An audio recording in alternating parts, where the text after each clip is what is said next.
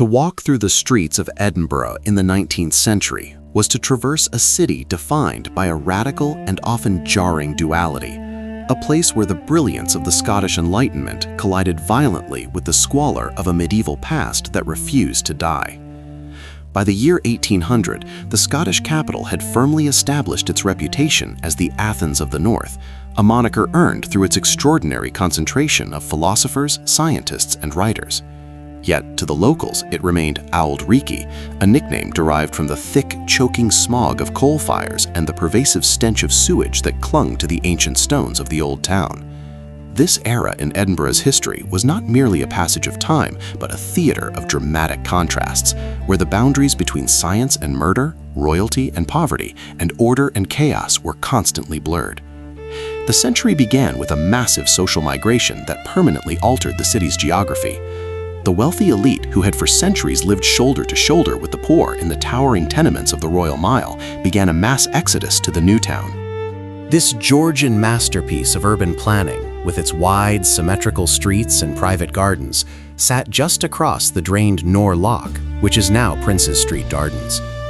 While the new town represented the rationalism of the age, the old town was left to fester. The lands, tenements rising 10 or 12 stories high, became dangerously overcrowded slums. Sanitation was non-existent. The medieval cry of "Gardy Lou" was still heard as residents threw waste from their windows into the narrow closes below. It was in these dark, winding alleyways that the cholera outbreaks of 1832 and 1848 would later strike with devastating lethality, fueled by a lack of clean water and the sheer density of the population. In 1822, the city hosted a spectacle that would redefine Scottish identity forever, the visit of King George IV. It was the first visit of a reigning monarch to Scotland in nearly 2 centuries.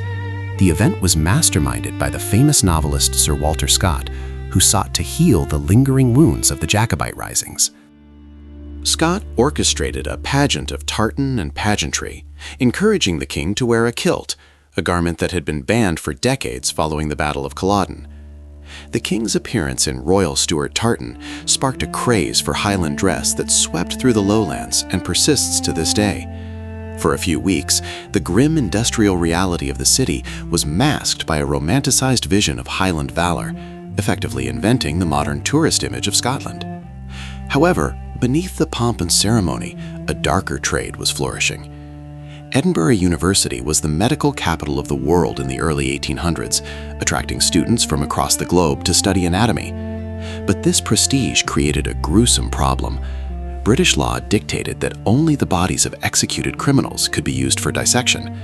As the number of executions fell and the number of medical students rose, the supply of cadavers critically failed to meet demand.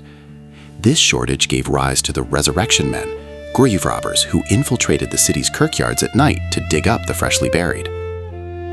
To combat this, families installed mort safes, heavy iron cages placed over graves, which can still be seen in Greyfriars Kirkyard today.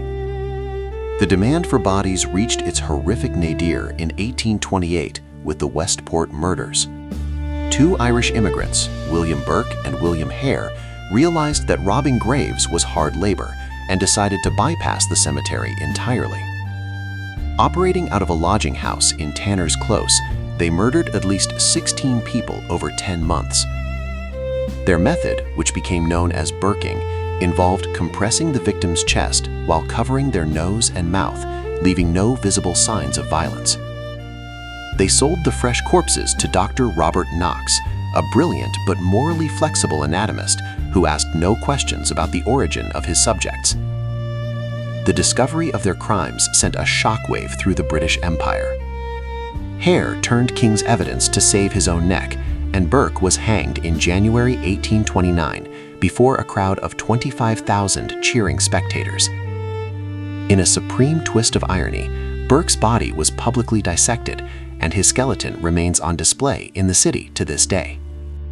This macabre saga directly led to the passing of the Anatomy Act of 1832, which expanded the legal supply of cadavers for medical research. Amidst the crime and filth, Edinburgh remained a beacon of scientific innovation. In 1847, at his home on Queen Street, Dr. James Young Simpson made a discovery that would change surgery forever. Simpson and his friends inhaled a chemical solvent called chloroform to test its effects. They all promptly collapsed under the table. Upon waking, Simpson realized they had found a potent anesthetic. He championed its use in childbirth and surgery, battling religious conservatives who believed pain was ordained by God. His victory was sealed when Queen Victoria herself used chloroform during the birth of Prince Leopold, legitimizing the practice and cementing Edinburgh's status as a pioneer of medical relief. The city's architecture in the 19th century also told a story of ambition and failure. On Calton Hill, the National Monument stands as a testament to the city's overreach. Intended to be a full-scale replica of the Parthenon in Athens to honor the soldiers who died in the Napoleonic Wars, construction began in 1822. However, funds ran dry by 1829, and the project was abandoned, leaving only 12 columns standing against the sky. For decades, it was mocked as Edinburgh's disgrace, or the pride and poverty of Scotland. Yet it became a beloved part of the skyline, a romantic ruin that perfectly suited the Gothic sensibilities of the Victorian era.